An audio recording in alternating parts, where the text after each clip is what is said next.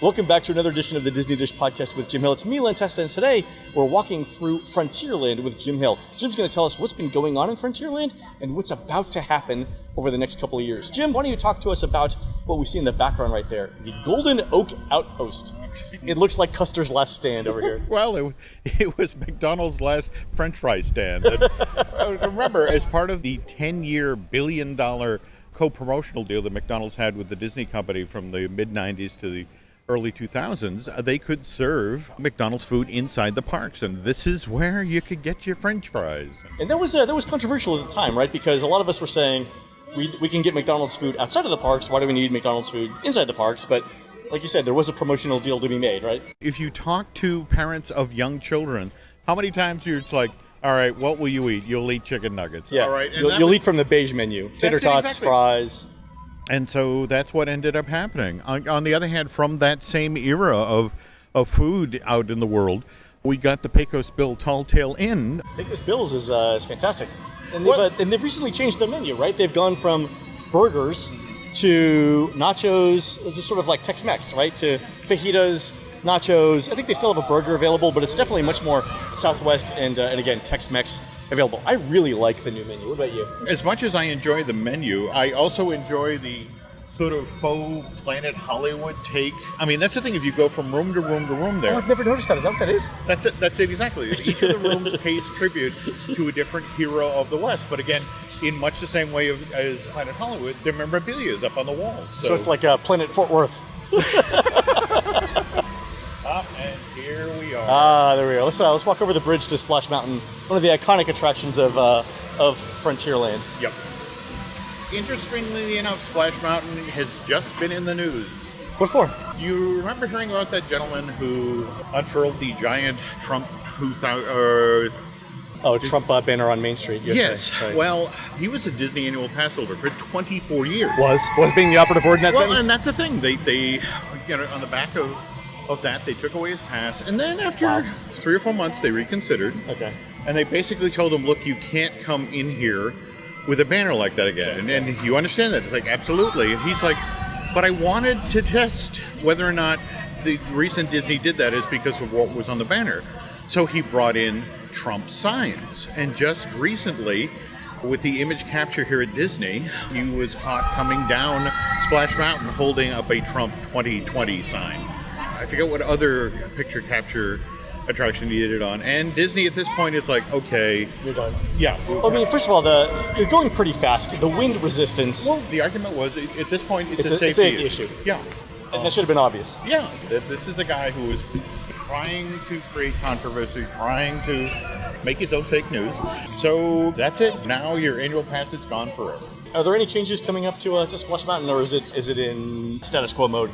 Somebody just tweeted out they were walking through one of the splash mountains around the world and noticed that there was a chemical up on a shelf that was basically the sort of thing one uses to lighten the color of one's skin. Really? Yes. And I get that somebody in research probably saw that label somewhere back in 89 when they did the first Splash Mountain. I thought, oh, cool, we're being authentic. And now it's like, oh my God, please pull that. Yeah, please, let's cover that. It's hydrogen peroxide. It's for teeth whitening. Yes, exactly.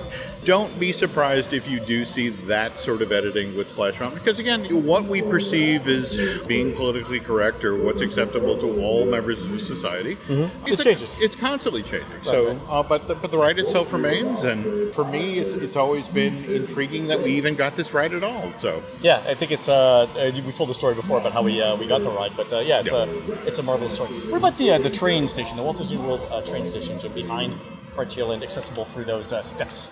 Well, right there. Is it any? I mean, it's reliable transportation. It's actually going to stop running though when they for a little bit at the beginning of the year when they do Tron. That they are, in fact, one of the more fun moments of during the construction is how the people who are experiencing Splash Mountain, have to sort of hang on. The big steam train is coming through, and we don't want you to get squished. If you recall, when they opened Mickey's Birthday Land back in '88, they did show scenes along the length of the track that sort of set up the whole Birthday Land experience. Right, and they haven't done that since then. They haven't really added any trackside scenes. Well, get ready. They are planning to do that for Really? the 50th. In fact, supposedly, as part of the shutdown for the Tron construction, Okay. they've supposedly selected upwards of 5 and 6 new places they can do show scenes. And they're going to go in, do the electrical work, do the conduit, and then you'll see them installed just ahead of the 50th. Oh, fantastic. All right, Jim, we're walking by Big Thunder Mountain Railroad. And it still kind of breaks my heart that we didn't get the Lone Ranger stuff. Well, to be fair, no one got the Lone Ranger. Well, look, all right, 25 years after the fact, the Sanderson sisters are performing in front of... Oh, that's the right. Newcastle. From the Halloween party, right? And more to the point, the Rocketeer is a beloved character. So just because you fail at the box office doesn't mean that you won't end up in a theme park, 20 years down the line. See Tron, the movie. And I remain ever, ever hopeful that the Lone Ranger stuff, because they had some wonderful ideas they were going to drop in here. Really?